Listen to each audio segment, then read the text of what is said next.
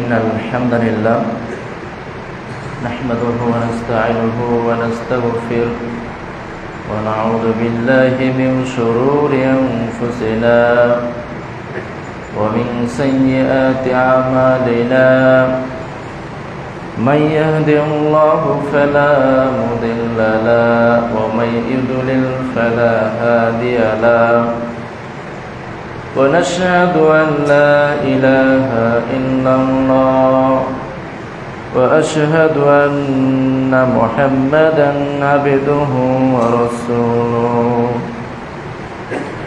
أما بعد فإن خير الحديث كتاب الله وخير الهدي هدي محمد صلى الله عليه وسلم وشر الأمور محدثاتها وكل محدثة بدعة وكل بدعة ضلالة وقال الله تعالى في كلامه المجيد وفرقانه الحميد أعوذ بالله من الشيطان الرجيم لكن الذين اتقوا ربهم لهم غرف من فوقها إلى آخر الآيات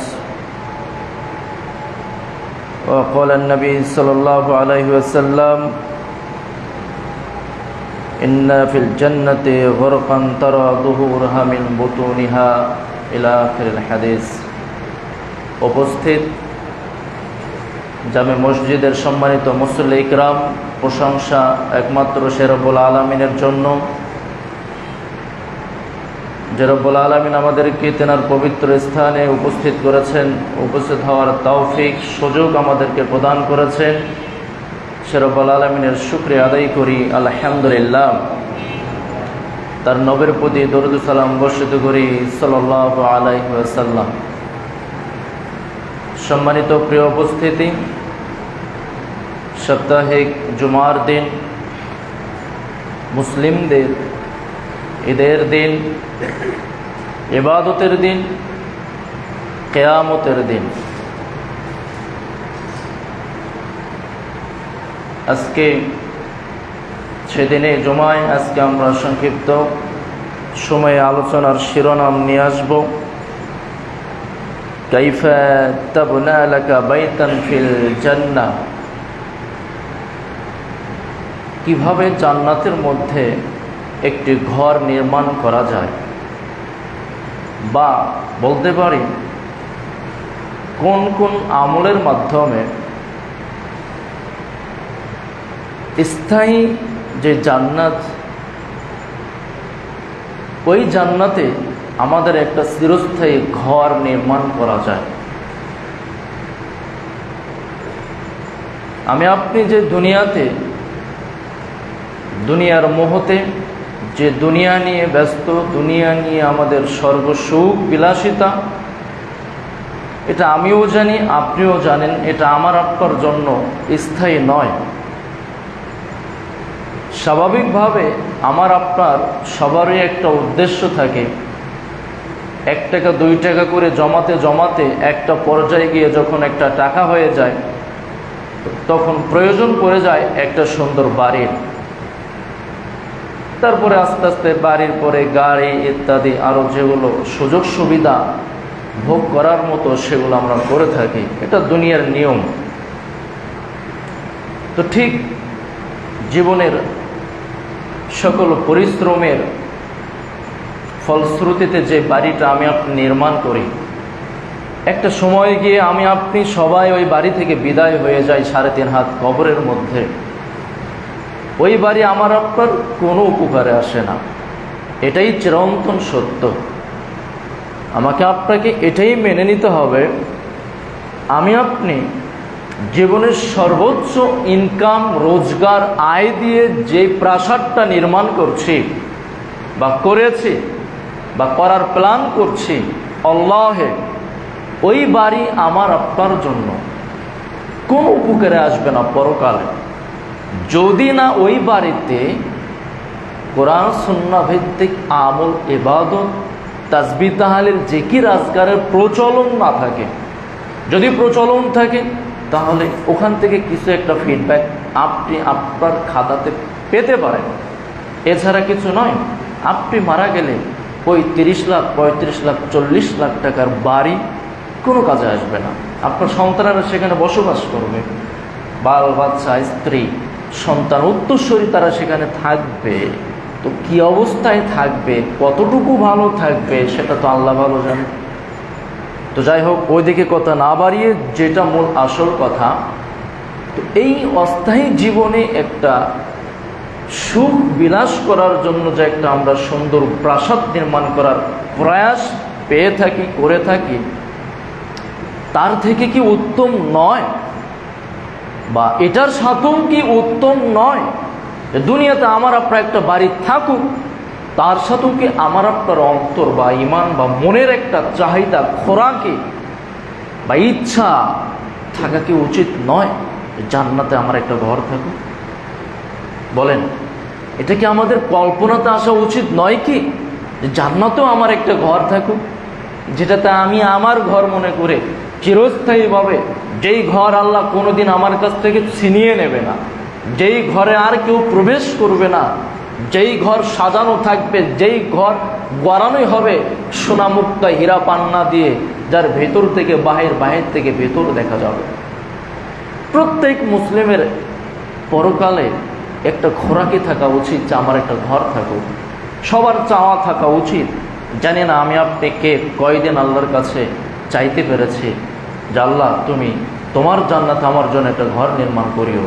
জানি না কে বা কোনোদিন আমি আপনি জান্নাত নেওয়ার, জান্নাতে একটা ঘরের জন্য কি কাজ করা লাগবে, এই খোরাকি খোঁজার জন্য, ওই ঘরের জন্য কি করা যায়, কি করলে জান্নাতে একটা ঘর নির্মাণ করা সম্ভব, ওই আমল, ওই কাজ কোনোদিন খুঁজেছি কিনা?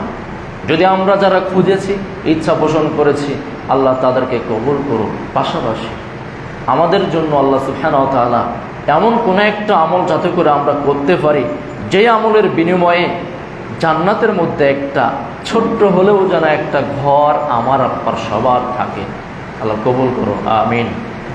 প্রিয় উপস্থিতি, দেখেন কেন বললাম যে সবার চাওয়া উচিত বা সবার একটা কল্পনা জল্পনা থাকা উচিত।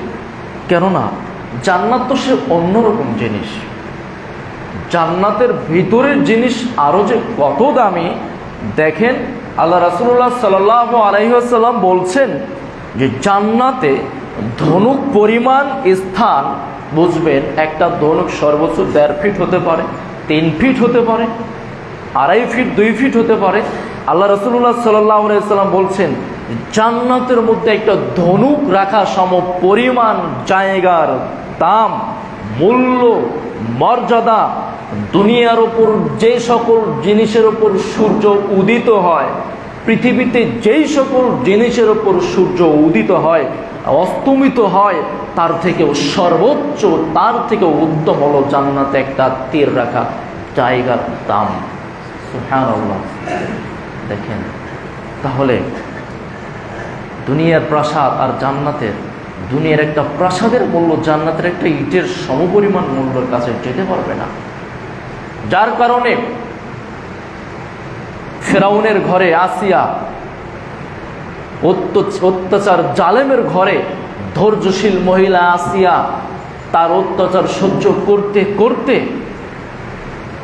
যখন সহ্য করতে আর পারে না, তখন আল্লাহর কাছে দোয়া করেছিলেন যে আল্লাহ তুমি আমার জন্য জান্নাতে একটা ঘর নির্মাণ করো, তুমি আমাকে অত্যাচারী ফেরাউনের হাত থেকে তুমি আমাকে রক্ষা করো, তুমি জালেমের হাত থেকে আমাকে রক্ষা করো, তুমি আল্লাহ আমাকে ক্ষমা করো, তুমি আমার জন্য এর বিনিময়ে জান্নাতে একটা ঘর দান করিও। দেখেন তো আজকালের মেয়েরা কি, স্বামী যদি অত্যাচার করে তাদের দোয়া জীবনে এরকম হয় কি? উপস্থিত মা বোন আছে, স্বামী অত্যাচার, ফেরাউন কোথায় আর এই যুগের একজন স্বামী বলেন কোথায় পার্থক্য? ফেরাউনের ঘরে তার অত্যাচার সহ্য করতে না পেরে তো আল্লাহর কাছে কি দোয়া করেছে? আল্লাহ তুমি আমাকে ফেরাউনের হাত থেকে রক্ষা করো, তুমি আমাকে ধৈর্য দান করো, তুমি আমাকে ক্ষমা করো, আল্লাহ তুমি আমাকে জান্নাতে আমার জন্য একটা ঘর নির্মাণ করো। তার চাওয়া অন্য ছিল না যে আল্লাহ আমাকে ফেরাউনের হাত থেকে রক্ষা করে আরেকটা ভালো স্বামী দাও, তুমি আমাকে রক্ষা করে আমার বাবা মায়ের কাছে আমাকে উঠিয়ে দাও। আজকের মা বোনেরা একটুতে ডিভোর্সের পালা পড়ে যাচ্ছে সমাজের যে পরিস্থিতি, অথচ সেকালে আসিয়া দুনিয়ার কষ্ট কেন চাইছিলেন? দুনিয়া তার জন্য কি হয়েছিল? কষ্ট একটা স্থান হয়ে গিয়েছিল। তো একটু সুখের জন্য তিনি আল্লাহর কাছে ইচ্ছা পোষণ করলেন, আল্লাহ আমাকে জান্নাতে একটা ঘর দান করি। তাই পৃথিবীতে যার ঘর আছে বা নাই, যারা ঘরে ঘুমায় বা তারা বা রাস্তায় ঘুমায়, যাদের কোনো জমি নাই বা ঘুমানোর কোনো জায়গা নেই, আমরা আল্লাহর কাছে আকুলভাবে আল্লাহর কাছে চাইতে পারি, আল্লাহ আমার দুনিয়াতে কি আছে নাই এটা আমার দেখার বিষয় নয়, আল্লাহ তুমি আমাকে তোমার জান্নাতে একটা ঘর দান করিও। ওইটাই আপনার জন্য স্থায়ী চিরস্থায়ী হয়ে থাকবে। উপস্থিতি রাসূলুল্লাহ সাল্লাল্লাহু আলাইহি সাল্লাম বিভিন্ন আমল দেখিয়েছেন আমাদেরকে, যে আমলগুলো করলে খুব সহজেই আমি আপনি জান্নাতের ভিতরে গিয়ে ওই জান্নাতের ঘর, একটি করে ঘর আমি আপনি আল্লাহর কাছ থেকে নিতে পারবো মর্যাদা হিসাবে। দেখেন একজন সাহাবী আল্লাহ রাসূল সাল্লাল্লাহু আলাইহি সাল্লামকে জিজ্ঞেস করছেন, দেখেন তো আপনি কোনোদিন খুঁজেছেন কিনা? একজন সাহাবী আল্লাহ রাসূলকে জিজ্ঞেস করছেন, দেখেন তো আপনার মন কোনোদিন জানতে চাইছে কিনা? একজন সাহাবী আল্লাহ রাসূলকে বলছেন, কুলনা, শুধু আল্লাহ রাসূল না, আরো সকল সাহাবী বলছেন, জাল জান্নাতু মা বানাউহা, আল্লাহ রাসূল যে জান্নাতের কথা আমরা তো শুনতে পাই, ফির ওই জান্নাতকে আল্লাহ কি দিয়ে বানিয়েছেন? আল্লাহ রাসূলের কাছে সাহাবীরা জিজ্ঞেস করছেন যে জান্নাতের কথা আমরা শুনি, যে জান্নাত অর্জনের জন্য, যে জান্নাত নেওয়ার জন্য আমরা আপ্রাণ চেষ্টা চালিয়ে যাচ্ছি, আল্লাহ রাসূল ওই জান্নাতটাকে আল্লাহ কি দিয়ে বানিয়েছে? আল্লাহ রাসূল সাল্লাল্লাহু আলাইহি সাল্লাম বললেন, লাবিনাতুম মিন ফিজ্জাতি ওয়াল লাবিনাতু মিন যাহাবি, জান্নাতের যে দেয়াল উঠানো হয়েছে ওই দেয়ালের একটি হচ্ছে রূপা, আরেকটি হচ্ছে সোনা। যে ইট গাঁথা হয়েছে, আমি আপনাকে এক ভাটা থেকে ইট কিনে নিয়ে এসে একটা ইট আরেকটা ইট দিয়ে গাঁথছি। জান্নাতকে আল্লাহ তাআলা গাঁথিয়েছেন, একটা রূপার ইট আরেকটা হলো সোনার ইট। আল্লাহ রাসূল সাল্লাল্লাহু আলাইহি ওয়াসাল্লাম বলছেন, ও মিলাতুহাল মিসকিল আসফার, এবং ওই জান্নাতের দেয়ালে গাঁথনিতে যে কঙ্কর ব্যবহার করা হয়েছে, সে কঙ্কর হচ্ছে কস্তুরি খাঁটি মিশকে আম্বার, যেটাকে বলা হয়, যেটা জান্নাতের সুঘ্রাণ, ওইটাকে মিশ্রণ করা হয়েছে। সুবহানাল্লাহ। আল্লাহ রাসূল বলছেন, ও হাসবুহা ওয়াল লুলু ওয়াল ইয়াকুত, এবং তার কঙ্করের সাথে আরো মিশ্রিত করা হয়েছে মুক্তা, দামি জিনিস, ইয়াকুত রত্ন পাথর। প্রত্যেকটা জিনিস আল্লাহ তাআলা জান্নাতে গঠন করেছেন দামি বস্তু দিয়ে। ওয়া তুরবাতুহা জাফরান, এবং তাকে যে মাটি ব্যবহার করা হয়েছে, মাটির প্রলেপ, সেটা হলো জাফরান, যেটা একটা জান্নাতের একটি অংশ। আল্লাহ রাসূল বলেছেন, মান দাখালাহা ইয়ানামু ওয়ালা ইয়াবাসু, ওই জান্নাতে যারা প্রবেশ করবে তারা আর কোনোদিন তাদের কষ্ট থাকবে না, তাদের কোনো দুঃখ থাকবে না। আলহামদুলিল্লাহ, সুবহানাল্লাহ। যদি আমি আপনি কষ্ট করে একবার জান্নাতে ঢুকতে পারি, তাহলে আল্লাহ রাসূল কি বললেন?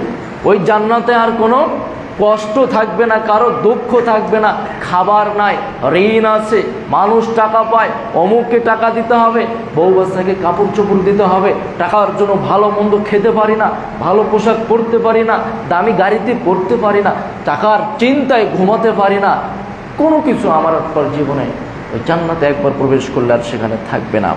আল্লাহ রাসূল সাল্লাল্লাহু আলাইহি সাল্লাম জান্নাতের ছোট্ট একটি বর্ণনা দিয়েছেন, যেখান থেকে বোঝা যায় জান্নাতকে আল্লাহ সুবহানাহু ওয়া তাআলা আরও কত দামি দামি জিনিস দিয়ে, দামি বস্তু দিয়ে, কত সৌন্দর্য দিয়ে সাজিয়েছেন, শুধু আমার আব্বার জন্য। উম্মতে মুহাম্মাদি রাসূলুল্লাহ সাল্লাল্লাহু আলাইহি সাল্লাম রেখে যাওয়া তরিকা অনুযায়ী আমল করবে, জান্নাত অর্জনের চেষ্টা চালাবে, আল্লাহ তাআলা তাদেরকে ওই জান্নাতের মধ্যে প্রবেশ করাবেন। প্রিয় উপস্থিতি, আসুন আমরা কিছু ছোট্ট ছোট্ট আমল যারা চেষ্টা করি, যে আমলগুলো আমার আপনার জান্নাতের মধ্যে একটি ঘর নির্মাণে সাপোর্ট করবে, একটা করে ঘর নির্মাণ বা একটা করে ঘর ইনকামে আমার আপনার জন্য সহায়ক হিসাবে দাঁড়াবে। তার এক নাম্বার করণীয়, জান্নাতের মতো একটা ঘর নির্মাণ করতে গিয়ে যে কাজটা আমাকে আপনাকে করতে হবে, আল ঈমানু বিল্লাহি ওয়া আমালুস সালেহ। প্রথম দায়িত্ব আমাকে আপনাকে আল্লাহর প্রতি স্বয়ং সম্পূর্ণভাবে ঈমান আনয়ন করতে হবে এবং আমালুস সালেহ সৎ আমলে অভ্যস্ত হতে হবে। এই দুইটাও অত্যন্ত গুরুত্বপূর্ণ একটা পয়েন্ট। ঈমান আনয়ন করা এবং সৎ আমল করার গুরুত্ব যে কত, এটা নিয়ে একটা জুমার খুতবার আলোচনার বিষয় হয়ে দাঁড়াবে যে ঈমান আনয়ন এবং সৎ আমল দুইটা একে অপরের কতটাই পাশাপাশি, দুটা একে অপরের জন্য কতটাই সামঞ্জস্য এবং আমার আপনার জন্য এটা কতটা গুরুত্বপূর্ণ, সে আলোচনা বিশাল বিস্তার।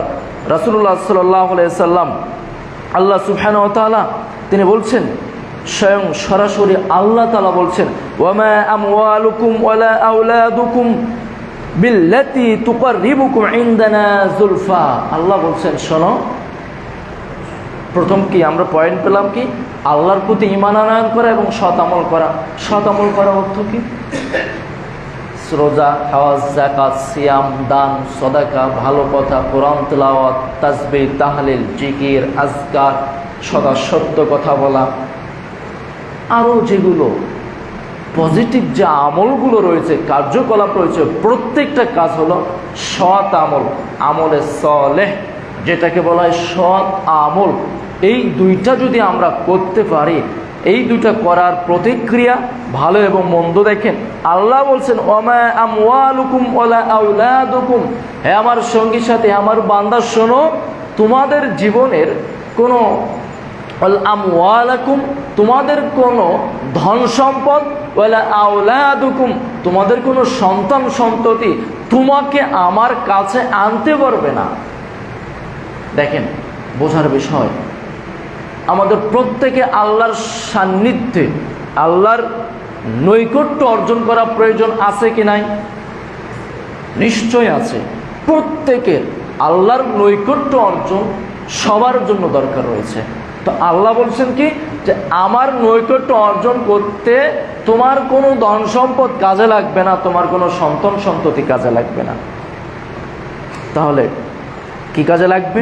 আল্লাহ বলছেন, ইল্লামান আমানা ওয়া আমিলা সলিহান, তবে তোমার আল্লাহর প্রতি ঈমান আনেন, ওয়া আমিলা সলিহান, এবং তুমি যে সৎ আমল করবে, ফাউলাইকা লাহুম জাযাউ যায়ফা, তোমার এই দুইটাই তোমাকে দ্বিগুণ সওয়াব তোমাকে প্রদান করবে এবং এই দুইটাই তোমাকে আমার খুব কাছে সান্নিধ্যে নিয়ে আসবে।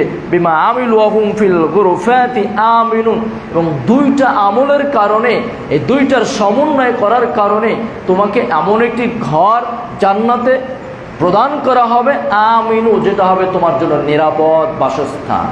সুবহানাল্লাহ। দেখেন, তাহলে আমরা যদি আল্লাহর প্রতি ঈমান আনয়ন করতে পারি আর সৎ আমল করতে পারি, তাহলে আমরা একটা আমল পেলাম কি? এই দুইটা যদি আমরা করতে পারি, তাহলে এটার ফলাফল হিসেবে আল্লাহ সুবহানাহু ওয়া তাআলা আমার আপনার জন্য জান্নাতে একটা নিরাপদ বাসস্থান দান করবেন, যেখানে কোনো ক্লান্তি, যেখানে কোনো ভয়, যেখানে চোর ডাকা, শত্রু, যেখানে কোনো টেনশন, যেখানে কোনো বিভীষিকা, সেখানে কোনো অন্ধকার, আলো, বাতাস, বায়ু, কোনো কিছুর ভয় থাকবে না। সেই ঘরটি হবে আমার আপ্পার জন্য একটি নিরাপদ বাসস্থান। আরাম আয়েশে সেখানে আমি আপনি জীবনযাপন করতে পারবো। রাসূলুল্লাহ সাল্লাল্লাহু আলাইহি ওয়াসাল্লাম তিনি আরেকটা হাদিসের মধ্যে বলছেন, আল ঈমানু বিল্লাহি ওয়াত তাসদীকুল মুরসালিন। আল্লাহ রাসূল সাল্লাল্লাহু আলাইহি ওয়াসাল্লাম বলছেন যে আল্লাহর প্রতি ঈমান আনয়ন এবং রাসূলকে সত্যায়ন করা। আল্লাহর প্রতি যথাযথভাবে ঈমান যদি আমি আপনি আনয়ন করতে পারি এবং তার রাসূল মুহাম্মদ সাল্লাল্লাহু আলাইহি সাল্লামকে নবী হিসেবে স্বীকৃতি দিয়ে তার দেখানো আদর্শে, তার দেখানো সুন্নাত অনুযায়ী যদি আমি আপনি জীবন বাস্তবায়ন করতে পারি, তাহলে আল্লাহ রাসূল সাল্লাল্লাহু আলাইহি সাল্লাম তার জন্য জান্নাতে এমন একটি সুউচ্চ স্থানে তাদেরকে জান্নাতে একটি ঘর দান করবেন, যে ঘরের কথা রাসূলুল্লাহ সাল্লাল্লাহু আলাইহি ওয়াসাল্লাম বলছেন, ইন্না আহলাল জান্নাতি লা ইয়াতারাউনা ফিল গুরফাতি, নিশ্চয়ই জান্নাতের বাসীরা এমন কিছু মানুষকে দেখতে পাবে, নিশ্চয়ই জান্নাতবাসীরা এমন কিছু মানুষকে এমন একটি ঘরে দেখতে পাবে, যেভাবে কামা ইয়াতারাউনাল কাওকাবুশ শারকি, যেমন ভাবে তোমরা দুনিয়াতে থেকে আসমানে কিছু নক্ষত্র, কিছু ছোট কিছু বড় পার্থক্য বুঝতে পারো, ঠিক তোমরা জান্নাতের মধ্যে কিছু মানুষকে দেখতে পাবে জান্নাতের মধ্যে উঁচু উঁচু কিছু দালানে তারা অবস্থান করছে, তাদেরকে আল্লাহ তাআলা জান্নাতের মধ্যে আরো কিছু উঁচু দালান দান করবে, তারা সেখানে অবস্থান করবে। ইয়া রাসূলুল্লাহ উলাইকান নাবিয়ুনা, আল্লাহ রাসূল তখন সঙ্গীর সাথে জিজ্ঞেস করলেন ওই সকল ব্যক্তি কারা যারা জান্নাতের মধ্যে গিয়েও আরো উঁচু স্থানের একটি প্রাসাদের মধ্যে বসবাস করবে, তারা কি শুধু নাবিই থাকবে? আল্লাহ রাসূল সাল্লাল্লাহু আলাইহি ওয়াসাল্লাম বললেন বালা, নিশ্চয়ই তার মধ্যে নাবী রাসূলগণ থাকবেন। ওয়াল্লাযী নাফসি বিয়াদিহি, ওই সত্তার কসম যার হাতে আমার প্রাণ রয়েছে, আকুমু আমানু বিল্লাহি ওয়া রাসূলিহি, শুধু তারাই নয় তাদের সঙ্গে আরও থাকবে পৃথিবীতে যারা আল্লাহর প্রতি সঠিকভাবে আল্লাহর প্রতি ঈমান আনয়ন করবে এবং রাসূলকে সত্যায়ন দেবে, রাসূলকে স্বীকৃতি প্রদান করবে। সুবহানাল্লাহ। তাহলে দেখেন আলহামদুলিল্লাহ আমি আপনি কিন্তু সোজা রাস্তায় আছি।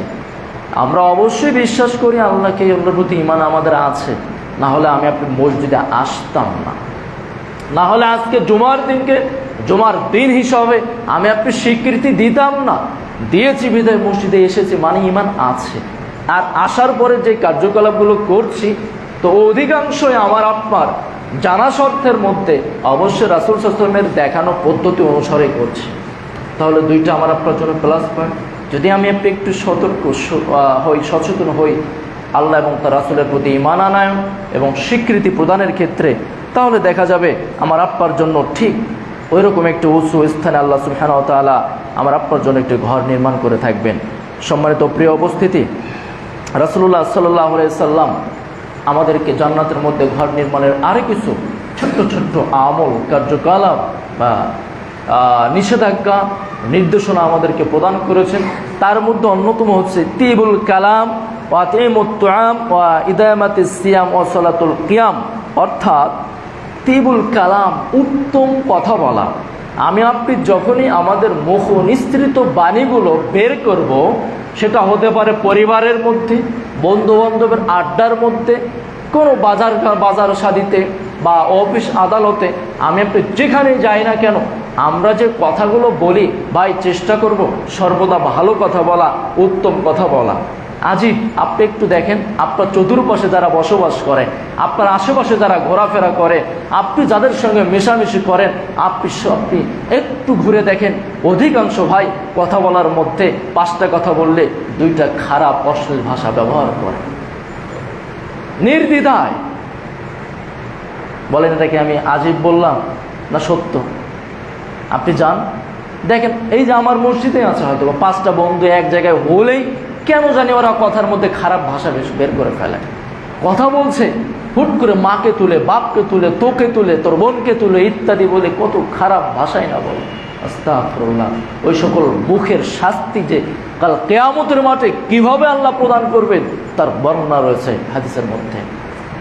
অতএব আমি আপনাকে সতর্ক এবং উপদেশ প্রদান করছি, আপনি যেখানেই কথা বলেন না কেন, আপনার ক্ষমতা বা আপনার স্বাভাবিক, আপনি যেই লেভেলের মানুষ হন না কেন ভাই, কথা বললে স্বাভাবিকভাবে উত্তম কথা, ভালো কথা বলার চেষ্টা করেন। যেই কথা না বললেই নয় সেটাকে এড়িয়ে চলেন, যেটা বলা প্রয়োজন সেটা সুন্দর সাবলীল ভাষায় বলার চেষ্টা করেন। কেননা আমার আপনার জন্য এর ফজিলত রয়েছে। রাসূল সাল্লাল্লাহু আলাইহি ওয়াসাল্লাম অন্যকে খাবার খাওয়ানো এবং সিয়াম পালন করা, সিয়ামকারীকে খাবার খাওয়ানো ইত্যাদির একটা ফজিলত। ক্বালা নবী সাল্লাল্লাহু আলাইহি ওয়াসাল্লাম, যদি আমি আপনি মুখকে সংযত করতে পারি তাহলে আমার আপনার জন্য কি ফজিলত। ইন্না ফি জান্নাতি গরকান তারা তুহুরুহা মিন বুতুনিহা, রাসূল সাল্লাল্লাহু আলাইহি ওয়াসাল্লাম বলছেন নিশ্চয়ই জান্নাতের মধ্যে এমন কিছু কক্ষ আছে, বুঝবেন, নিশ্চয়ই জান্নাতের মধ্যে এমন কিছু বাড়ি আছে, নিশ্চয়ই বগুড়া শহরের মধ্যে এমন কিছু বাড়ি আছে। আল্লাহ রাসূল সাল্লাল্লাহু আলাইহি ওয়াসাল্লাম বলছেন যার বুতুনিয়া মিন তুহুরিহা, যার ভেতর থেকে বাহির দেখা যায়, যার বাহির থেকে ভিতর দেখা যায়। কি দিয়ে জানলা সৃষ্টি করেছেন? যার ভেতর থেকে বাহির দেখা যায়, যার বাহির থেকে ভিতর দেখা যায়। ফাকামা আরাবী ফাকালা লিমান হিয়া ইয়া রাসূলুল্লাহ, আল্লাহ রাসূল যখন জান্নাতের এই ঘরের বর্ণনা দিলেন তখন সঙ্গী সাথী বললেন, একজন আরবি ব্যক্তি বললেন আল্লাহ রাসূল এই ঘর কার জন্য? এত দামি জিনিস দিয়ে সাজানো, এটা কার জন্য আল্লাহ রাসূল? নিশ্চয়ই কোনো এমপি, মন্ত্রী, নিশ্চয়ই কোনো ধনাঢ্য ব্যক্তি, অথবা সে পৃথিবীতে কোনো দেশের রাজ্য প্রধান ছিলেন, অথবা সে পৃথিবীতে কোনো রাজত্ব করেছেন, এমন কোনো ব্যক্তির। আল্লাহ রাসূল এই বাড়ি কার হবে? যার ভেতর থেকে বাহির, বাহির থেকে ভেতর দেখা যাবে। মনে হয় না পৃথিবীতে এমন কোনো বাড়ি এখনো তৈরি হয়েছে। কিয়ামত অবধি পর্যন্ত জান্নাতের মতো একটা ঘর পৃথিবীতে কারো তৈরি করার সক্ষমতা হওয়ার সম্ভব নয়, যার ভিতর থেকে বাহির, বাহির থেকে ভিতরে দেখা যাবে। আপনি কলম করেছেন, এই কলমের ভিতর দিয়ে তো জীবনে ওই পাশ দেখা সম্ভব নয়, আর কলম ছাড়া আপনি কোনোদিন বাড়ি করতে পারবেন না। আর জান্নাতকে আল্লাহ কীভাবে ঘর তৈরি করেছেন, যার ভিতর থেকে বাহির, বাহির থেকে ভিতর দেখতে পাবেন।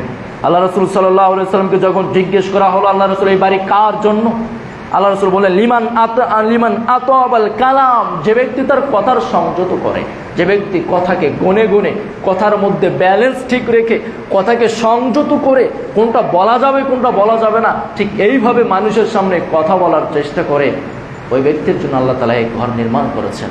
সুবহানাল্লাহ। আপনি একটু সংযত হন, আর কোনো আমল না, এই একটা আমল করে দেখা যাবে কি একটা ঘর আপনি পাবেন। ওয়াতঈমুত তাআম, ক্ষুধার্তকে খাদ্য খাওয়ানো, এতিম মিসকিন, কোনো মেহমান বা রাস্তায় কাউকে পেয়েছে, দুপুরবেলা হয়েছে, বাসায় রান্না বান্না হয়েছে, চলেন ভাই খাওয়া দাওয়া করে নেই। যদি এরকম কোনো কৃষ্টি কালচার আপনার মধ্যে থেকে থাকে, অধিকাংশ মানুষ আমরা সব থেকে বেশি ভয় করি বাসায় মেহমান আসা, একেবারে খুব কাছের কেউ ছাড়া অধিকাংশ মানুষ আমরা খুবই ভয় করি বাসায় মেহমান আসা। অথচ দেখেন আপনার জন্য আল্লাহ জান্নাতে একটা ঘর রেখেছেন। যদি আপনি কোনো ক্ষুধার্তকে খাদ্য খাওয়ান, কোনো ব্যক্তিকে খাদ্য খাওয়াতে পারেন, বলেন তো আমার আপনাদের মধ্যে কোনোদিন কীরকম চিন্তা হয়েছে আমি আজকে একটু দেখি একজন ব্যক্তিকে, যাকে যে কেউ হোক একজনকে খাবার খাওয়াবো? যেরকম চিন্তা ভাবনা কোনোদিন না এসে থাকে, তাহলে অন্তত একটা ঘরের জন্য কোনোদিন না কোনোদিন একটু কল্পনাতে নিয়ে আসতে পারেন, যাক আমি আজকে একজন ব্যক্তিকে খাবার খাওয়াবো। যদি ওকে খাবার খাওয়ায়, তাহলে আল্লাহ রাসূল সাল্লাল্লাহু আলাইহি ওয়াসাল্লাম বলছেন তোমার জন্য জান্নাতের মধ্যে একটা ঘর আল্লাহ তাআলা তোমাকে প্রদান করে দেবেন। সুবহানাল্লাহ। এবার অত্র হাদিসের মধ্যে আল্লাহ বলছেন কি, ওয়াদামাস সিয়াম, নিয়মিত সিয়াম পালন করা, ওয়াসাল্লা লিল্লাহি বিল্লাইলি ওয়ান নাসি নিয়ামিহি, এবং রাতের বেলা যখন সবাই ঘুমায় তখন জেগে থেকে সালাত আদায় করা। এরকম কিছু আমল যদি আমরা জারি রাখতে পারি, তাহলে দেখা যাবে জান্নাতে একটা প্রাসাদ আল্লাহর কাছে আমি আপনি হাদিয়া স্বরূপ পেতে পারি। ইয়াদাতু মারিজ আও জিয়ারাতু আখু ফিল্লাহি, আরেকটা অন্যতম একটা আমল, অন্যতম একটি গুনাহ একজন মুমিনের, একজন মুসলিমের, তা হচ্ছে কোনো অসুস্থ ব্যক্তিকে দেখতে যাওয়া, অথবা আল্লাহর জন্য কোনো ভাইয়ের সাথে সাক্ষাৎ করা। যদি এইরকম কোনো একটা ফজিলত বা এইরকম যদি আমি আপনি যদি কোনো কার্যকলাপ করে থাকি বা করি, তাহলে আমার আপনার জন্য রাসূল সাল্লাল্লাহু আলাইহি ওয়াসাল্লাম বলছেন মান আদা মারিজান আও যাদা খালাহু ফিল্লাহি, যদি কোনো ব্যক্তি কোনো অসুস্থ ব্যক্তিকে দেখতে যায়, যদি কোনো ব্যক্তি কোনো দিনী ভাইয়ের সাথে সাক্ষাৎ করে, ফি লিল্লাহি, শুধু আল্লাহর জন্য, আল্লাহকে খুশি করার জন্য, রাসূল সাল্লাল্লাহু আলাইহি ওয়াসাল্লাম বলছেন ওয়া নাদাহু মুনাদিন, আসমান থেকে একজন ফেরেশতা ডাকেন, আসমান থেকে একজন ফেরেশতা চিৎকার করে বলতে থাকেন, আসমান থেকে একজন ফেরেশতা ওই ব্যক্তিকে বলতে থাকেন যে তার অসুস্থ ভাইকে, যে তার অসুস্থ বোনকে, যে তার অসুস্থ চাচাকে, যে তার অসুস্থ প্রতিবেশীকে দেখতে গিয়েছে শুধু আল্লাহকে খুশি করার জন্য। আসমান থেকে একজন ফেরেশতা ডেকে ডেকে বলেন তিবতা ওয়া তাবা মামশাক ওয়া তাওয়াতা মিনাল জান্নাতি মানজিলান, হে আমার ভাই শোনো, তোমার জন্য আল্লাহ তোমার প্রতি খুশি হয়েছেন, তোমার প্রতি সন্তুষ্ট হয়েছেন, আল্লাহ তোমার জন্য জান্নাতে তোমার এই কাজের জন্য একটা ঘর তোমার জন্য নির্মাণ করেছেন।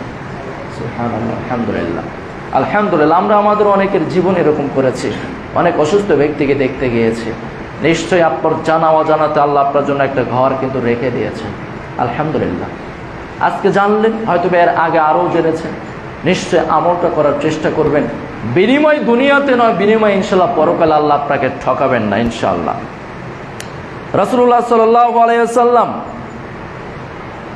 আরও বলছেন তারকুল মারাআতি ও তারকুল কাজবি ও আল হুসনুল খুলক, তিনটা বৈশিষ্ট্যের কথা একটা হাদিসে আল্লাহ রাসূল বলছেন।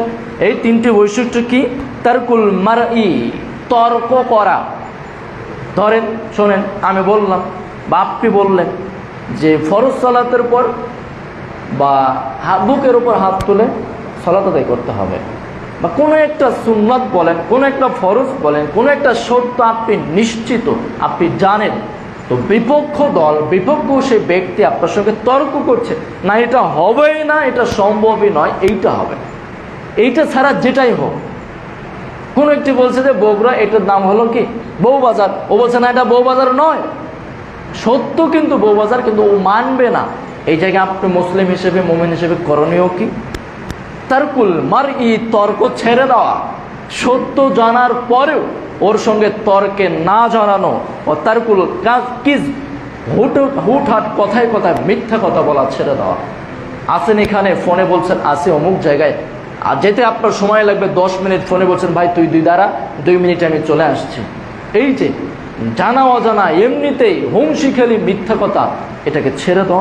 হুসনুল খুলক এবং চরিত্রকে যদি সংযত করতে পারে, 3টি বৈশিষ্ট্য আল্লাহ রাসূল সাল্লাল্লাহু আলাইহি ওয়াসাল্লাম বলছেন যে 3টি বৈশিষ্ট্য, আরবি বলছি না বাংলা বলে যাচ্ছি, যদি কোনো ব্যক্তি সত্য জানার পরও তর্ক ছেড়ে দেন, যদি এই বৈশিষ্ট্য আপনি অর্জন করতে পারেন, তাহলে রাসূলুল্লাহ সাল্লাল্লাহু আলাইহি ওয়াসাল্লাম বলছেন যে তোমার জন্য জান্নাতের যে পরিধি আছে, এই পরিধির কোনো এক জায়গায় তোমার জন্য আল্লাহ তাআলা একটা ঘর তোমাকে দান করে দেবেন। সুবহানাল্লাহ। বলেন তো কেন তর্ক করবেন? তর্ক করতে করতে এক পর্যায়ে গিয়ে হাত তুলে ফেলেন, গালাগালি হয়ে যায়, বকাবকি হয়ে যায়, কি দরকার আছে? অতএব সংযত থেকে যান, চুপ থাকেন, ব্যাস। বিনিময়ে কি হবে? জান্নাতে আল্লাহ তাআলা আপনাকে একটা ঘর প্রদান করে ফেলবেন। যদি আপনি মিথ্যাকে ছাড়তে পারি, আল্লাহ রাসূল সাল্লাল্লাহু আলাইহি ওয়াসাল্লাম বলছেন, তাহলে তোমার জন্য জান্নাতের মধ্যবর্তী স্থানে, তোমার জন্য জান্নাতের মধ্যবর্তী স্থানে আল্লাহ তোমাকে একটা ঘর তোমাকে দান করে দেবেন। সুবহানাল্লাহ। রাসূল সাল্লাল্লাহু আলাইহি ওয়াসাল্লাম বলছেন, চরিত্রকে যদি সুন্দর করতে পারি, যদি চরিত্রকে আমরা সুন্দর করতে পারি, তাহলে রাসূলুল্লাহ সাল্লাল্লাহু আলাইহি ওয়াসাল্লাম বলছেন জান্নাতের সর্বোচ্চ স্থানে ওই ব্যক্তির জন্য আল্লাহ একটা তাকে ঘর দান করে দেবেন। সুবহানাল্লাহ। বলেন, আমার আপনার জান্নাত দরকার আছে, পাশাপাশি এই ফজিলতগুলো তো অবশ্যই দরকার আছে। আল্লাহ তাআলা আমাকে আপনাকে রাসূল সাল্লাল্লাহু আলাইহি ওয়াসাল্লাম যে ফজিলতগুলো আমার আপনার জন্য বলে গিয়েছেন, অবশ্যই আমরা চেষ্টা করব যাতে করে জান্নাতের মধ্যে এই জিনিসগুলো অর্জন করার জন্য এই ছোট্ট ছোট্ট কাজ আমলগুলো আমরা ধরে রাখতে পারি। আল্লাহ সুবহানাহু ওয়া তাআলা আমাকে আপনাকে সেই তৌফিক দান করুক, আমিন।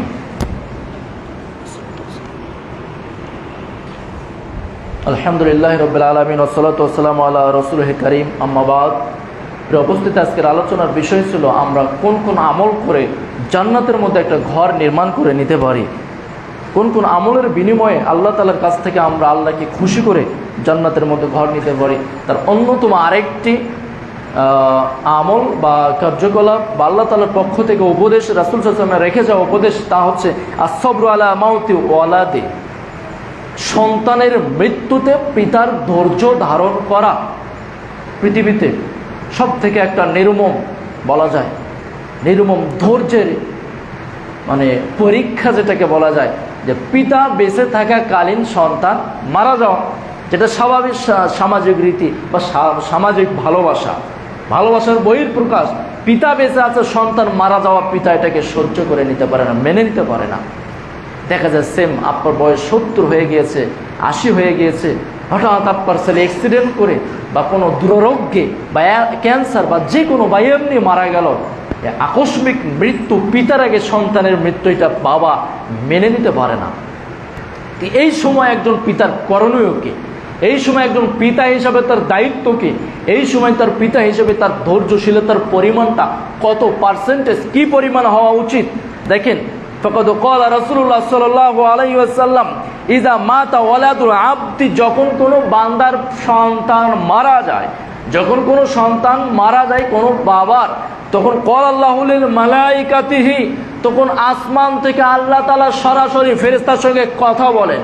তখন আসমান থেকে সরাসরি আল্লাহ তাআলা জিবরিলের সঙ্গে কথা বলেন যে কবিজতুম ওয়ালাদু আবদি, ওই তুমি কি আমার ওই বান্দার ছেলের জান কবজ করেছো? তখন সে বলে, না আমি আল্লাহ, জি আল্লাহ, আমি তার সন্তানের জীবন নিয়ে নিয়েছি। ফায়াকুলু মাযা ক্বালা আবদি, তখন আবার তাকে আল্লাহ জিজ্ঞেস করে, ওই শোনো, ওই যার তুমি সন্তান নিয়েছো, ওই বাবা, ওই পিতা যার ভালোবাসার সন্তান, আদরের সন্তান ছিল, ওই বাবা কি বলেছে? ওই বাবার পরিস্থিতি কি? ওই বাবা এখন কোন সিচুয়েশনে আছে, কোন অবস্থানে আছে? তখন ফেরেশতা আল্লাহকে আবার জানিয়ে দেয় যে আল্লাহ, তোমার ওই বান্দা যার সন্তানকে আমরা নিয়েছি, তার সন্তানকে নেওয়ার কারণে তোমার ওই বান্দা কি বলছে যে আবনুলি আবদি বাইতান ফিল জান্নাহ হামাদাকা ওয়া আসরিজি, বলছে ওই বান্দা তার সন্তানকে নেওয়ার জন্য আলহামদুলিল্লাহ পাঠ করেছে। সে কি ধৈর্য ধারণ করেছে তার সন্তানকে ছিনিয়ে নেওয়ার জন্য।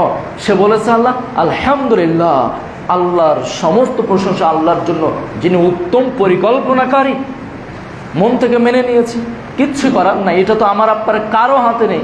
তো কেন মিশে মিশে ভালোবাসা মায়া দেখিয়ে, মায়া কান্না কেটে, বুক ভাসিয়ে দিয়ে সব পালন করে কোনো লাভ নেই।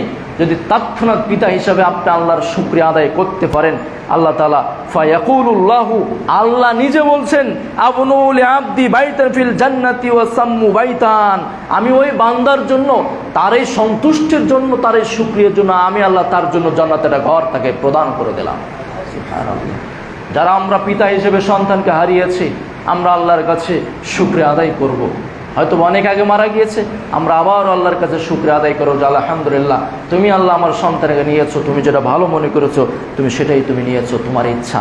আমরা আল্লাহর কাছে শুকরিয়া আদায় করে আল্লাহর কাছ থেকে সন্তানের পরিবর্তে জান্নাতে একটা ঘর আল্লাহর কাছে আমরা চেয়ে নিতে পারি।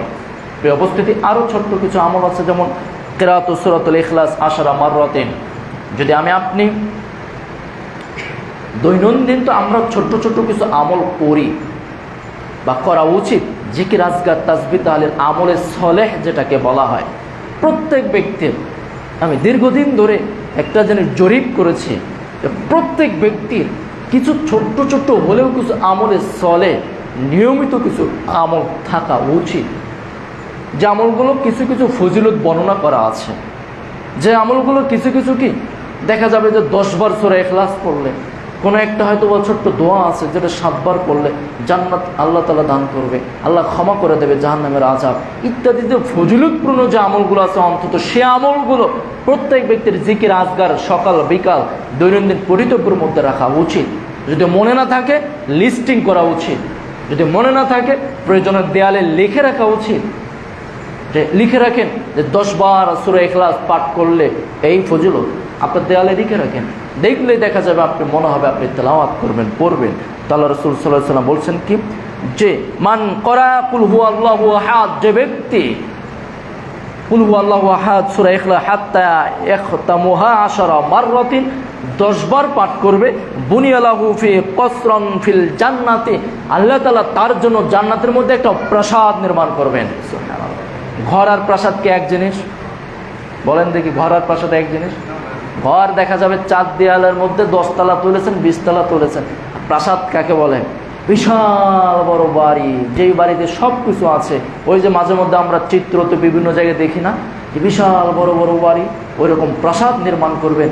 সূরা ইখলাস যদি আমি আপনি 10 বার পাঠ করতে পারি, ছোট্ট একটা আমল করতে হয়তো 10 মিনিট লাগতে পারে, 7 মিনিট লাগতে পারে, এটা কিন্তু আমরা আমাদের আমলের মধ্যে রাখতে পারি। প্রিয় উপস্থিতি, দেখেন আরও কিছু আমল রয়েছে, যেমন সকাল সন্ধ্যায় মসজিদে আসা একটা অভ্যস্ত রাখা উচিত। আপনি সকালে এবং সন্ধ্যাতে দেখেন ফজরের সালাতে আসছেন, সন্ধ্যাতে মাগরিবে আসছেন, এই সময়গুলোকে কাজে লাগানো উচিত। এই সময়গুলো যখন আমরা অবস্থান করি তখন দেখেন রাসূলুল্লাহ সাল্লাল্লাহু আলাইহি ওয়াসাল্লাম বলছেন, মান গাদা ইলা মসজিদি আও রাহা আদাল্লাহু ফিল জান্নাতি নুজুলান কালামা গাদা আও রাহা, যে ব্যক্তি সকালে ফজরের জন্য মসজিদে যায় এবং সন্ধ্যায় মাগরিবের সময় মাসর মাগরিবের জন্য যে মসজিদে যায়, রাসূল সাল্লাল্লাহু আলাইহি ওয়াসাল্লাম বলছেন যে আল্লাহ তাআলা তার জন্য জান্নাতে একটি ঘর প্রস্তুত করে রেখেছেন। যখন সে প্রতিবার যখন সে মসজিদে যায় ততবারই তার জন্য আল্লাহ তাআলা জান্নাতে একটা ঘর প্রস্তুত করেন। সুবহানাল্লাহ। আমাদের কিছু সময় মসজিদে অবস্থান করা দরকার, আমাদের অধিকাংশ সময় মসজিদে কি অবস্থান করা দরকার। কারণ রাসূলুল্লাহ সাল্লাল্লাহু আলাইহি ওয়াসাল্লাম বলছেন 3টি জিনিসের জিম্মাদার আল্লাহ নেন। 3 শ্রেণীর ব্যক্তির জিম্মাদার আল্লাহ তাআলা নিয়ে থাকেন। তার মধ্যে এক শ্রেণীর হচ্ছে যেই ব্যক্তি মসজিদে অবস্থান করে, যেই ব্যক্তি মসজিদে কিছু সময় অবস্থান করে, ওই ব্যক্তির জিম্মাদার, ওই ব্যক্তির নিরাপত্তার দান, ওই ব্যক্তির জিম্মাদার স্বয়ং আল্লাহ তাআলা তিনি নিজে গ্রহণ করে থাকেন। সুবহানাল্লাহ। আপনি আসলেন, দেখেন মসজিদে হয়তো জোহরের সালাতে তো কাজ নাই, ব্যস্ততা নাই, তো একটু কিছু সময় বসেন। আপনি যতক্ষণ মসজিদে অবস্থান করছেন ততক্ষণ আপনি কার জিম্মাদারে? আল্লাহর জিম্মাদারে। আরেকটা আমল আছে, ওই 3 শ্রেণীর মধ্যে আরেকটা হচ্ছে যে ব্যক্তি বাড়িতে প্রবেশ করে সালাম দেয়, ওই ব্যক্তি বাড়িতে যতক্ষণ অবস্থান করবে ততক্ষণ ওই ব্যক্তি আল্লাহ তাআলার জিম্মাদার থাকবে। সুবহানাল্লাহ। এই আমলটা কিন্তু খুব গুরুত্বপূর্ণ আমল। জানি না কয়েকজন একটা আমল করতে পারি, ছোট্ট আমল। বাড়িতে যখনই মেইন গেটে প্রবেশ করছেন, অভ্যাস আছে কিন্তু বাড়িতে বউ আছে, বেটার বউ আছে, মেয়ে আছে, বড় মেয়ে আছে, গলা খেয়ে দিচ্ছেন, কেমন আহম্মক মানুষ আপনি। অথচ সোজা সাপটা একটা কি আমল আছে, বাড়িতে প্রবেশের দোয়া বড় করে লিখে রাখেন, আসসালামু আলাইকুম, জোর গলা করে দিয়ে বলেন, মোটর সাইকেলে হরেন দিয়েন না, গলা খ্যাপড় দিয়েন না, সরাসরি বলেন আসসালামু আলাইকুম, আসসালামু আলাইকুম ওয়া রাহমাতুল্লাহ, আসসালামু আলাইকুম ওয়া রাহমাতুল্লাহি ওয়া বারাকাতুহু। তিনটার যে কোনো একটা বলতে পারেন, ছোটটা, মাঝারিটা, বড়টা। তো এটা বললে কি হবে বলেন? যতক্ষণ আপনি বাড়িতে অবস্থান করবেন ততক্ষণ আপনি হেফাজতে থাকবেন, আল্লাহর জিম্মাদারে থাকবেন। সুবহানাল্লাহ। দেখা গেল বাসা থেকে একটা ফ্যান পড়ে গেল, সাপোজ আমি বোঝাচ্ছি এক্সাম্পল, হয়তো একটা ফ্যান পড়ে গেল, তো ফ্যানটা পড়তে গিয়ে সাইডে পড়ে গিয়েছে, আপনার গায়ে পড়েনি। দেখা গেল একটা 1 গ্লাস গরম পানি পড়ে গেল, খেতে খেতে দুধ দিয়েছে, দুধটা পড়ে গেল, তো দুধটা তো আপনার গায়েও পড়তে পারতো, ফ্যানটা তো আপনার গায়েও পড়তে পারতো। পা পিছলে আপনি পড়ে যাচ্ছিলেন, পড়ে গিয়ে তো পাটাও ভাঙতে পারতো। হঠাৎ বিশাল ঝড় বাতাস বাড়ি ঘর একাকার করে দিল, হয়তো আপনার গায়েও পড়তে পারতো। হয়তো ওই আমলটা করার কারণে আল্লাহ তাআলা সেই নিরাপত্তা, সেই জিম্মাদার আল্লাহ তাআলা আপনার নিয়ে থাকবেন। প্রিয় উপস্থিতি, আসুন আমরা চেষ্টা করি, ছোট্ট ছোট্ট কিছু আমল রয়েছে যে আমলগুলো ফজিলত সুন্দর সুন্দর, এই আমলগুলো আমরা আমাদের জীবনে নিয়ে আসার চেষ্টা করি। পাশাপাশি জান্নাতে অর্জন এবং জান্নাতের মধ্যে যে ফজিলতগুলো আছে, এই ফজিলতগুলো অর্জনের যে আমলগুলো রয়েছে, আমল সালেহ, এই আমলগুলো আমরা সকলে করার বা ধরার, বা সব না বলে 1টা 2টা 3টা যে কয়টা পারে ধরার আপনার চেষ্টা চালায়। আল্লাহ যেন সেই তৌফিক, সেই সুযোগ আমাদের সকলকে প্রদান করেন। আল্লাহুম্মা আমিন। রব্বুল আলামিনের কাছে আমরা আরও চাই যে রব্বুল আলামিন আমরা আমাদের জীবনে যা আমলগুলো করেছি, সে আমলগুলো হয়তো ফজিলত জানি অথবা জানি না, তুমি আমাদেরকে সেই ফজিলতগুলো আমাদেরকে তুমি প্রদান করিও। পাশাপাশি জেনে আমল করা সব থেকে বেশি ভালো। যত বেশি আমলের ফজিলত মনে রাখবেন, জানবেন, তত বেশি আপনার জন্য এটা কী হবে, আপনার কাজে লাগবে, তত বেশি মজা লাগবে, তত বেশি ভালো লাগবে। তাই আল্লাহ তাআলা আমাদের জীবনের সকল আমলগুলোকে কবুল করুক, আমাদের সকল অন্যায় পাপ অশ্লীল ব্যাহাপনাগুলোকে আল্লাহ সুবহানাহু ওয়া তাআলা আমাদের সকলের জীবন থেকে ক্ষমা করে দিক, আমিন। রব্বুল আলামিনের কাছে দোয়া করি, আমরা যারা অসুস্থ রয়েছে আল্লাহ তাদেরকে সুস্থ শেফায়ে কামেলা দান করুক। রব্বুল আলামিনের কাছে দোয়া করি, যারা সকল আত্মীয় স্বজন আমাদের জীবন থেকে চলে গিয়েছেন আল্লাহ সুবহানাহু ওয়া তাআলা তাদের সকলকে ক্ষমা করে দিক। আল্লাহর কাছে দোয়া করি, যে কোনো আমল, একটা আমল যাতে করে আল্লাহর কাছে, কোনো না কোনো আমল যাতে করে আল্লাহর কাছে কবুল হয়, ওই আমলের বিনিময়ে হলেও যাতে করে আমরা চিরস্থায়ী যে স্থান জান্নাত, ওইটা যাতে করে আমরা অর্জন করতে পারি, আল্লাহ তুমি কবুল করে নাও। পাশাপাশি আমাদের কাছে 2জন ব্যক্তির জন্য দোয়া রয়েছে। একজন হলো হামিদুল হক খসরু, তিনি মসজিদের মাদ্রাসা উন্নয়নের জন্য 10,000 টাকা দিতে চেয়েছেন। আলহামদুলিল্লাহ, তার মধ্যে 5,000 টাকা নগদ তিনি প্রদান করেছেন, আর 5,000 দেবেন। এই 5,000-এর বিনিময়ে তিনি তার মায়ের জন্য খাস করে দোয়া চেয়েছেন। আল্লাহ সুবহানাহু তার মায়ের সকল অসুস্থতা, তার মায়ের জীবনের সকল অকল্যাণ, তার মায়ের সকল পাপগুলোকে আল্লাহ সুবহানাহু ক্ষমা করে দেয়। রব্বুল আলামিন তার মাকে জান্নাতবাসী করুক। তার মায়ের সাথে পাশাপাশি আমাদের সকলের বাবা মাকে আল্লাহ সুবহানাহু তাআলা তাদেরকে ক্ষমা করে দেখ, তাদের জীবনে অকল্যাণ দূর করে দেখ। তাদের সকলকে, যারা মারা গিয়েছেন আমাদের বাবা মা, তাদেরকে আল্লাহ তাআলা কবর আযাব ক্ষমা করে দিয়ে তাদেরকে জান্নাত নসিব করে দেখ।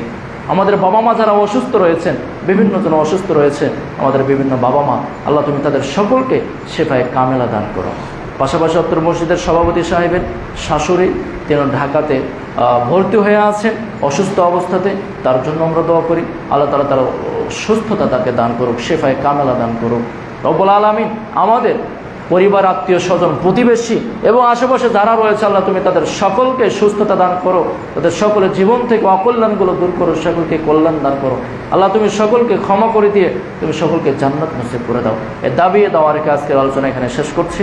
সকলে পাঠ করি, আল্লাহুম্মা সাল্লি আলা মুহাম্মাদ ওয়া আলা আলি মুহাম্মাদ কামা সাল্লাইতা আলা ইব্রাহিম ওয়া আলা আলি ইব্রাহিম ইন্নাকা হামিদুম মাজিদ।